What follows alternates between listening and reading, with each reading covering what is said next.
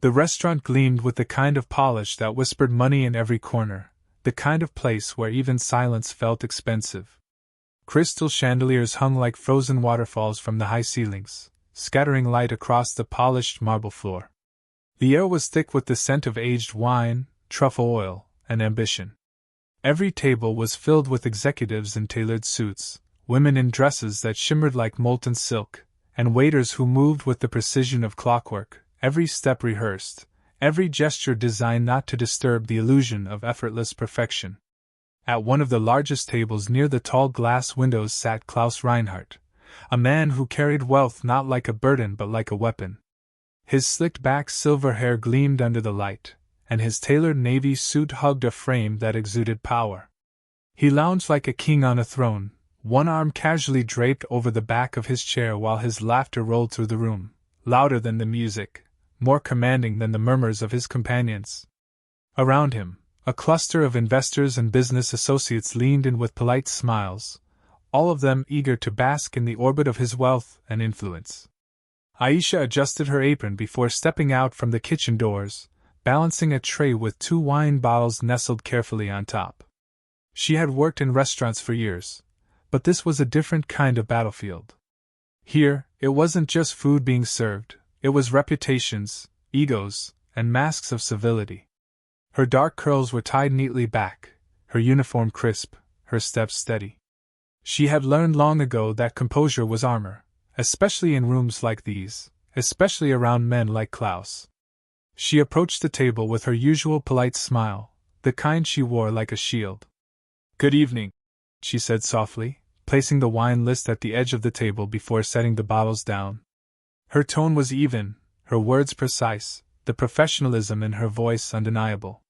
Klaus's eyes, sharp and cold, shifted toward her, and in that brief glance she felt the weight of judgment. His lips curled into a smile that wasn't kind but calculated, the sort of smirk that always carried an audience. He turned his gaze away from her to the men at his table and spoke in German, his voice dropping into a mocking cadence that drew laughter before the punchline even landed. "Schau dir das an," he said, tilting his chin toward her like she was a novelty on display. "Look at this. A waitress from the streets, pretending she belongs in a place like this. Probably can't even pronounce half the things on the menu." The words weren't shouted, but they didn't need to be. The cruelty in his tone carried just as sharply as if he had declared it to the room. His companions chuckled, one covering his mouth with his napkin to stifle his laugh, another shaking his head as if Klaus's remark were too bold to be anything but hilarious. Aisha's hand lingered on the bottle as she poured the wine into Reinhardt's glass, and though her face remained composed, her heart skipped. She knew German. Not just the polite phrases she had picked up, but fluently. Years of living in Berlin during her studies had given her more than just a grasp of the language, it had given her ownership of it. And in this moment, she understood him completely. Her lips pressed together in the faintest smile, though her eyes betrayed nothing. To reveal herself now, to lash out in anger, would be to play his game on his stage. She wouldn't give him that satisfaction. She finished pouring with a steady hand, her movements graceful, deliberate. "Your wine, Herr Reinhardt," she said in English, her voice firm but polite, letting the faintest trace of acknowledgement slip into her pronunciation of his name. He didn't catch it. He was too busy reveling in his little performance. She set the bottle back onto the tray and straightened, her posture perfect, her gaze calm. Inwardly, she felt the sting of his words, but she didn't let it show. This wasn't the first time someone had underestimated her, and she knew it wouldn't be the last. What mattered wasn't their assumption, it was how she chose to carry herself in the face of it. The investors at the table returned to their conversations, laughter rising and falling like waves, but Reinhardt's eyes lingered on her for a moment longer, as if daring her to betray the insult she had supposedly missed. When she didn't, when her expression remained steady, his smirk widened. He believed he had gotten away with it. Aisha moved away from the table, her steps quiet, her tray balanced against her palm. But her mind was alive with every syllable he had spoken, every assumption he had made. He thought she was ignorant. He thought she was beneath him. and he thought the barrier of language made his cruelty invisible. She slipped back into the flow of the dining room, weaving between tables, smiling when she needed to, nodding when required. On the surface, she was just another waitress moving through the motions of her job.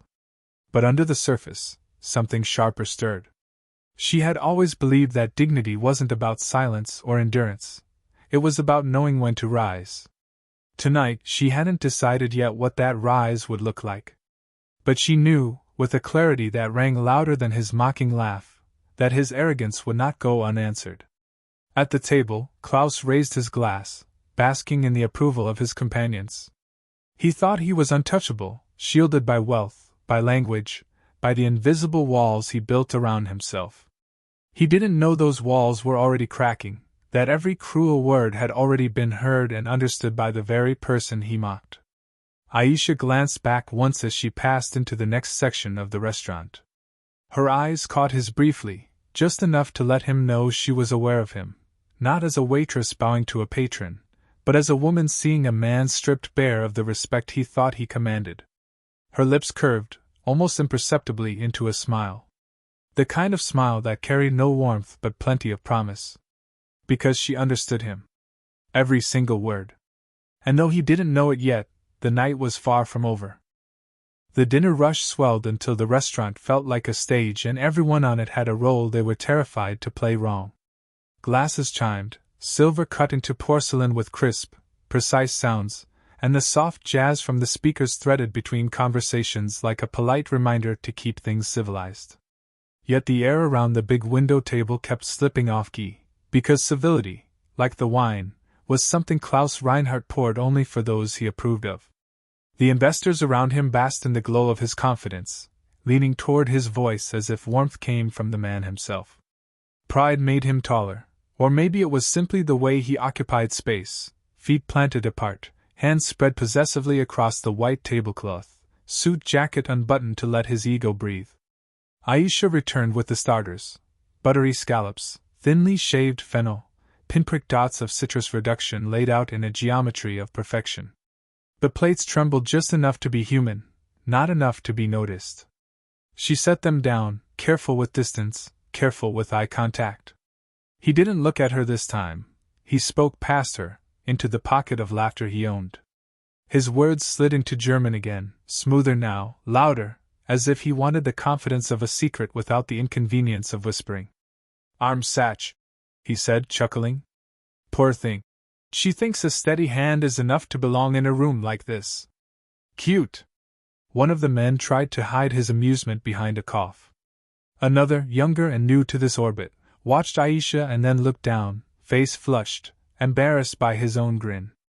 The oldest investor kept his eyes on his plate and sawed silently at his scallop, a small betrayal that made Aisha feel both angry and oddly lonely. She stayed composed. "Anything else for you?" she asked in her standard even tone. A polite smile. A step back. A measured breath that smelled faintly of lemon zest from the kitchen pass. "More wine," Klaus said without looking up. "And tell the sommelier to bring something that understands balance. We've had enough of pretense tonight." She went. In the service station, the stainless steel counter reflected her face back at her, skin glowing with stress, lashes damp from the heat of the dishwashers, jaw tight. Marco, another server, drifted near with a stack of bread plates balanced like a column of coins. "You okay?" he asked under his breath, eyes flicking toward the big table. "I'm fine," she said. The lie came with practice, smooth as linen. She reached for a new bottle, checked the label twice, and told the part of herself that wanted to shake to wait. Not yet. When she returned, Klaus had leaned back with the lazy sprawl of a man waiting for entertainment. She offered the bottle for approval. He glanced once, nodded, and switched languages again, like a magician palming a card. "She can carry bottles," he said in German. "But ideas? I doubt she could carry a conversation." He made a little circle with his finger above his temple, a pantomime of emptiness. "Kopfleer." A self-satisfied ripple of laughter moved around the table. Not everyone joined. The younger investor grimaced, a microsecond of conscience swallowed by the current. Someone at a nearby table glanced over, curious without being brave. This was how cruelty grew roots in expensive places, watered by plausible deniability and fertilized by money. Aisha poured. The stream didn't waver. She turned her wrist with the practiced flick that prevented a drip, stepped to the next glass, and listened as if she were cataloging evidence, because in a way, she was. Her impulse was to slam the bottle down and let the red bloom across the linen like a protest sign. But timing had a cost, and she wasn't about to pay hers too early. Her rent depended on this job. Her mother's medication depended on her rent. The calculus steadied her every time anger surged. A manager, Lynn, crossed the floor with a hostess's smile that hid calculators and contingency plans. "How's the table?" she asked Aisha near the pass, voice nearly emotionless. "They're fine," Aisha said. Lynn lowered her voice. "He's a top client. Just keep it light, okay? He's entertaining a new fund." Aisha nodded. It was not an order. It was a warning dressed as advice. She'd worn that kind of warning herself when she trained new servers. Tonight, she accepted it with the neat grace of a person who understood both sides and belonged wholly to either. Back at the table, the cruelty stretched its legs. Klaus cut into his scallop like it owed him obedience. "I suppose," he said in German, "if one can't think, one can at least carry." He dabbed at his mouth with his napkin and let the corner of it hang from his fingers like a flag. "Some people are more comfortable on their knees." The words thudded into the white noise of the dining room and stuck. The young investor flinched, looked at Aisha, looked away. Aisha's hearing narrowed to a ring, the sound you get when a room is too quiet to be safe. She set down another plate, forced her shoulders to remain low and relaxed, felt her spine click into a straighter line. When she met Klaus's eyes, she did it as if the look were an accident. He smiled, satisfied by the lack of immediate confrontation, and lifted his glass to his mouth. The sommelier appeared, murmured suggestions. Klaus dismissed him with a flick. "I trust old things," he said in English to his guests, and in German to his ego. "Age, tradition, lineage." His gaze drifted to Aisha and stuck, like a statement. "Not experiments." The insult wasn't even careful now. It didn't need to be. He was used to rooms that arranged themselves to fit his contempt. "My compliments to the chef?" the older investor said, searching desperately for a safer topic. "The fennel is unexpected." "Unexpected is diluted," Klaus replied, still in German, savoring the flavors of his own certainty. "Let the people who serve us try their surprises on someone else." Aisha held her breath for 3 seconds and let it out on the move, carving a quiet path through the crowded floor. She should have kept distance. She didn't. She returned with bread like a ritual shield, warm, fragrant, harmless. He smirked when he saw her. She set the basket down between the plates, careful to leave enough space that no one had to ask her to move anything. No one would need to gesture. Her competence had already drawn the map. The laughter had grown loose and careless, the way wealth often does after the second bottle. Klaus offered a story about a board meeting in Zurich where a junior executive mispronounced Gewinnwarnung. He acted the syllables out, making the words stumble across the table, collecting more amusement at the expense of the invisible, the junior, the not quite belonging. The parallels were not subtle. They weren't meant to be. Power rarely bothers with subtlety when it thinks it's safe. "Tell me," he said, switching to English for the first time when addressing her directly, "what is the difference between a Bordeaux and a Burgundy?" She met his stare, saw the trap laid with a smile. An honest question might have been a bridge. This was a stage direction. "Different great varieties," she said evenly. "Different regions. Stylistically, Bordeaux blends tend towards structured tannins and black fruit. Burgundy, Pinot Noir, red fruit, more earth." He nodded, not to agree but to bait. And in German for his table. "Memorized. Like a parrot. Ask her to talk about terroir, and she'll say it's a fancy word for dirt." His men laughed again. Not all of them. Not loudly. The silence wasn't immediate, but it was inevitable. Like a gust of cold air seeping through a crack in a warm room, It crept in as Aisha returned, not with wine or bread or dessert, but with something no one expected: purpose. Her walk had changed. It wasn't aggressive, but it was no longer the quiet glide of someone surviving a shift. Her spine was straighter, her hands relaxed at her sides, her face composed not out of necessity, but decision. Klaus leaned back slightly, as if sensing a shift but not understanding it.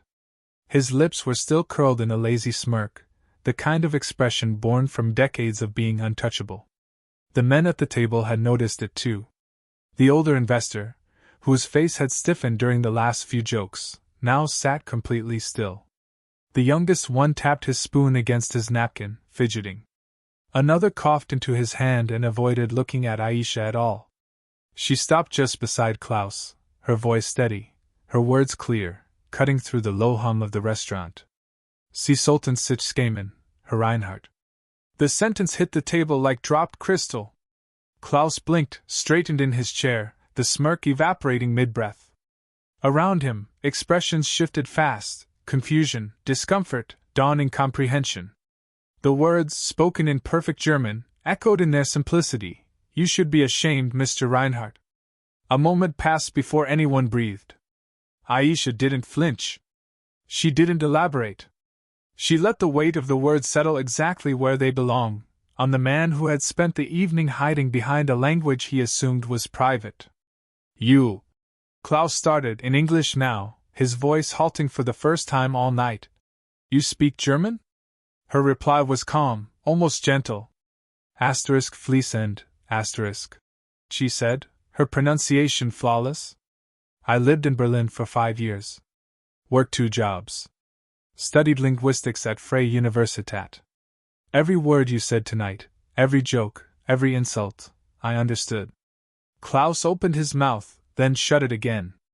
His mind, for the first time, was trying to catch up to the moment. The oldest investor adjusted his cufflink, not looking at him. The youngest investor leaned forward slightly, watching Aisha with a mix of guilt and awe.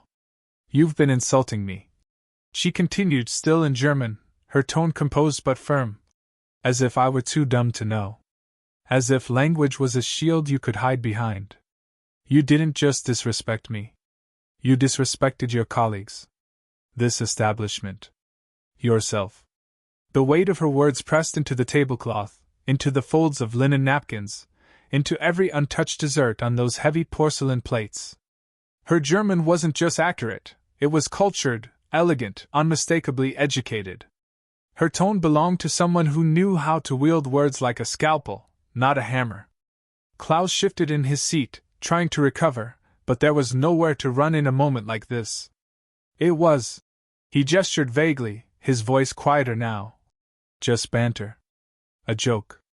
"No," she replied, switching to English, not for him, but for the rest of the table, the surrounding diners who were now hanging on every breath. "A joke is shared. This wasn't. This was cruelty disguised as cleverness." There was a murmur at a nearby table. A couple glanced over. One of the waiters near the kitchen door stood frozen, holding a tray mid-air. Aisha's tone hadn't risen. She hadn't raised her voice, hadn't made a scene. But the calmness of her delivery only made the revelation land harder. "You thought I was beneath you," she said. "Because of how I look. Because of where I stand. Because I serve you. But tonight you served everyone here a glimpse of who you really are." Klaus's jaw tightened. His fingers drummed once against his water glass before stilling. He was used to controlling narratives, to owning rooms with nothing but posture and tone. But this wasn't a boardroom. This wasn't a negotiation. This was a reckoning, and he wasn't the one holding the gavel. The youngest investor spoke up, quietly. "I'm sorry," he said to Aisha. Not loudly. Not performatively. Just honestly. His eyes flicked to Klaus and then away again. "He doesn't speak for all of us." Aisha nodded once. "I know." Her voice softened just slightly. "But silence is consent. And you were all silent for a long time." That cut deeper than the rest. The old investor dropped his gaze. One of the others cleared his throat and shifted uncomfortably. The air around Klaus was shrinking, his power retreating like a tide pulled too far. No amount of wealth could stretch his influence across a language he no longer controlled. The restaurant manager appeared near the edge of the room, unsure whether to step in.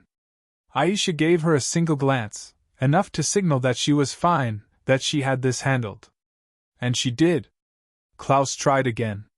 "You misunderstand," he said, lifting his hands, voice leaning toward explanation, maybe even apology. But Aisha cut him off, not angrily, but precisely. "No," she said. "You misunderstood. You thought someone like me couldn't possibly speak like someone like you. But I can. And I just did." Silence fell again, this time not from shock, but from recognition. Something had shifted, permanently. The illusion of superiority, of immunity, of untouchability had been pierced. And not by rage, but by truth delivered without theatrics. She stepped back, hands clasped neatly in front of her, posture perfect. "I don't want an apology," she added, "because it wouldn't be real. What I want is for you to remember this moment. The next time you try to diminish someone, ask yourself who you're really revealing." And then she turned. She didn't storm off. She didn't slam anything. She just walked back toward the kitchen, head high, a silence trailing behind her like a long shadow. Klaus sat motionless, his expression hollow. His companions avoided looking at him. Whatever power he had held at that table was gone now, bled out through the cracks his arrogance had made. And around them, whispers spread, not the kind that faded, but the kind that lingered. A billionaire mocked a waitress. She replied fluently, flawlessly, in his native tongue. And in doing so, she made the entire room see exactly who had class, and who only had money. He had nothing left to say. But the room would be talking about her for a long time. Klaus Reinhardt sat still, the weight of silence pressing down like a stone on his chest. For a man who was used to commanding boardrooms, to people folding themselves into compliance just to stay in his orbit, the sudden shift was dizzying. His grip tightened around the stem of his wine glass, not out of thirst, but habit, as if clinging to something delicate would disguise how deeply he'd been exposed. Aisha didn't look back as she crossed the restaurant floor. She moved with the same steady confidence she had always carried, but now every eye that followed her saw her differently. The woman they'd dismissed as background, just another server in a sea of starched uniforms, had redrawn the entire power dynamic of the evening without raising her voice or breaking a single rule. The manager, Lin, stepped toward her as she neared the kitchen doors. Her eyes were wide, uncertain. Aisha offered her a soft nod, a silent signal that she didn't need saving. Lin opened her mouth to speak, then stopped. There was nothing to fix. Nothing broken, except for an illusion that had long gone unchallenged. Back at the table, the silence stretched. Klaus cleared his throat. No one laughed. No one rescued him. The youngest investor glanced toward his colleagues and quietly folded his napkin, placing it beside his plate with deliberate care. One by one, others followed. A few murmured vague excuses. Business. Early morning. Tight schedules. But they weren't in a rush, they just no longer wanted to be there. Not with him. Klaus remained seated, staring at the untouched cheese plate in front of him. The soft brie glistened under the golden light, surrounded by figs and a drizzle of honey. He'd lost his appetite, but more than that, he'd lost the room. It was subtle at first. The sommelier, who usually stood with practiced discretion, took a small step farther away from the table. The hostess avoided eye contact as she walked past. A couple seated 2 tables away glanced at Klaus, then whispered something to each other behind their wine glasses. Power doesn't evaporate, it drains slowly, painfully, under the gaze of those who once feared it. And right now, Klaus Reinhardt was no longer feared. He was observed. Aisha returned to her usual rhythm behind the scenes. She checked the dessert tickets. Cleared plates. Refilled water. No fanfare, no disruption. But her coworkers now looked at her with something different: respect, pride, quiet awe. Marco passed by and offered a low nod, wordless but full of meaning. The kitchen staff had caught wind of what happened too. A line cook near the pass grinned and whispered, "Did she really just speak German to him?" Another server said, "Like a professor." "I mean, fluent. Aisha said nothing. She didn't need to. Her dignity hadn't come from what she said, it came from how she said it, how she chose not to crumble beneath the pressure. That choice echoed louder than any insult Klaus had thrown all evening. A few minutes later, Klaus stood alone. The men who had laughed with him earlier were already gone. Even their dessert plates remained half-eaten, a trail of unfinished indulgence marking their retreat. He adjusted his cufflinks slowly, as if trying to reclaim a shred of composure. But it was all motion without meaning now. He reached for his wallet and pulled out a thick stack of bills, beginning to peel them off like an apology. Lynn walked over calmly. "It's been handled, sir," she said before he could offer anything. "The bill's on the house." Klaus paused. "I insist." She gave him a professional smile, one that didn't quite touch her eyes. "We decline?" The message was clear. His money couldn't erase what had just happened. He could pay the bill, but not the price. He lingered for a second longer, then slowly left. His steps weren't slow because he wanted to savor the moment, but because he knew he couldn't outrun it. The door closed behind him with a soft hiss. And with it, the temperature in the room lifted slightly, as though a storm had passed and left clear air behind. Back in the kitchen, Aisha finally let out the breath she didn't know she was holding. Not relief, exactly. More like release. She placed the tray down and leaned lightly against the prep table. Marco leaned beside her. "You know," he said quietly, "you didn't just speak German tonight." She raised an eyebrow.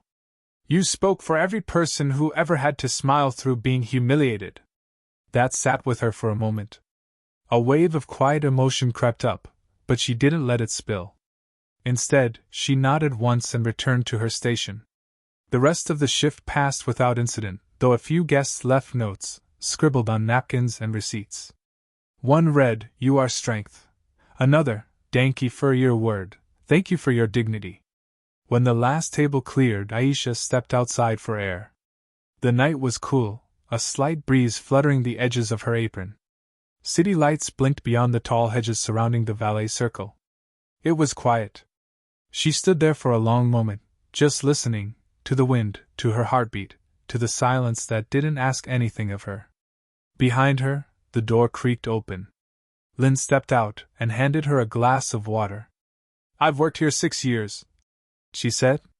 "Seen a lot of people come through. But that," she shook her head, "that was something else." Aisha accepted the water and took a sip. "I didn't do it to make a point." "I know," Lynn said. "That's why it worked." They stood in silence for a moment longer, then Lynn patted her gently on the arm and headed back inside. Aisha looked up at the stars. Not many were visible, not in this part of the city. But the sky was open, and it was enough. She didn't need applause. Didn't need headlines. She hadn't spoken up to be remembered, she'd done it because some things deserve no silence. As she turned to go back inside, a final thought passed through her mind, one that came not from anger, but from clarity. People like Klaus thought they were untouchable. They built walls with money, hid behind languages and labels, assumed no one could see past the surface. But sometimes, all it took to bring those walls down was someone brave enough to speak. In perfect German. With perfect grace. At the perfect moment. And once those words were spoken, nothing, not even a billionaire, could take them back.